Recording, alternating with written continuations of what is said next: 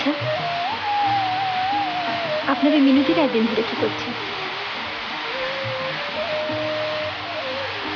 কোন বিষয় বলেন তো? না, বলছিলাম ওই রমা মেয়েটি দেখতে তো বেশ ভালো। হ্যাঁ, ভালোই তো। বেশ হাসি খুশি মিশুকে ধরনের। হ্যাঁ হ্যাঁ, সত্যি কথা। তাহলে সহজ কথাটা একদিন ধরে কারো মাথায় ঢুকছে না কেন? কোন কথাটা? আপনি এতদিন একা রয়েছেন জেনেও মিনতির কোনো ব্যবস্থা করছেন না? ও ও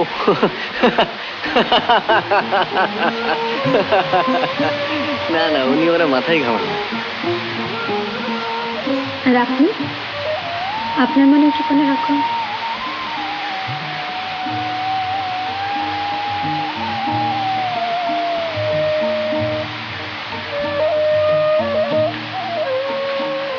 না, আমি এই নিয়ে মাথা ঘামাইনি।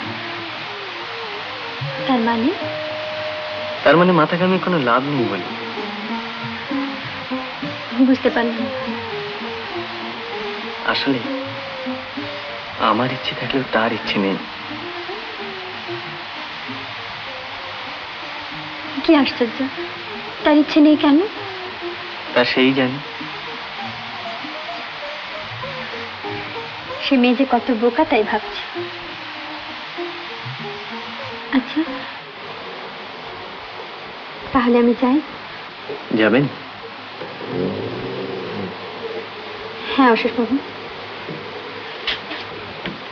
আমি কি আপনাকে পৌঁছে দিয়ে আসবো? তার কোনো প্রয়োজন হবে না।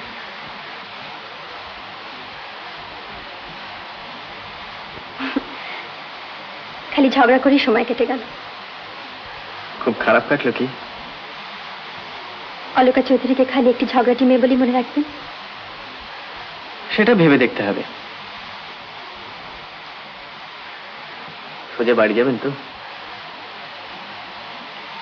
একবার বিয়ে বাড়িতে যেতে হবে। যেতেই হবে?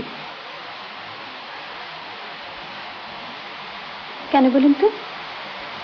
না, এমনি।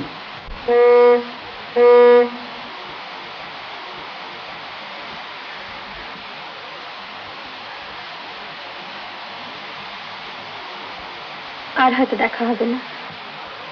হয়তো হবে না। পুরোনো বাগান স্ট্রিটের কোনো গাছের ছায়া মারবার সুযোগ আর হয়তো হবে না। নাই বা হলো, ক্ষতি কি? আজকে সব কথা ভুলে যাবেন তো? মনে রেখে লাভ? সত্যি তো, কি লাভ? অলকা চৌধুরীর মতন অতি সামান্য মেয়ের কথা মনে রেখে সময় নষ্ট করবেন? এতটা বাজে মানুষ তো আর আপনি নন। এসব কথা যে ঠাট্টা করেও কাউকে বলা উচিত না। ঠাট্টা করে? পাঁচজনে শুনলে পাঁচ কথা ভাবতে পারে তো। পাঁচজনের কথার আমি গ্রাহ্য করি।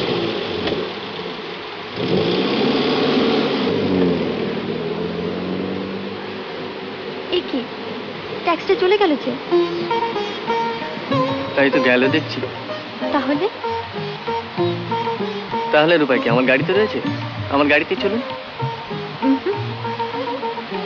কেন? বিয়ে বাড়িতে যখন আপনার গাড়িতে করে গিয়ে নামবো তখন সবার কাছে কি জবাব দিয়ে দেবেন? ও বুঝলাম। তাহলে এক কাজ করা যাক, বৃষ্টিটা ধরুক, তারপর আবার রামলালের শরণাপন্ন হব। শুধু শুধু বেচারিকে কেন কষ্ট দেবেন? তার চেয়ে চলুন বরং হেঁটেই যাওয়া যায়। হেঁটে?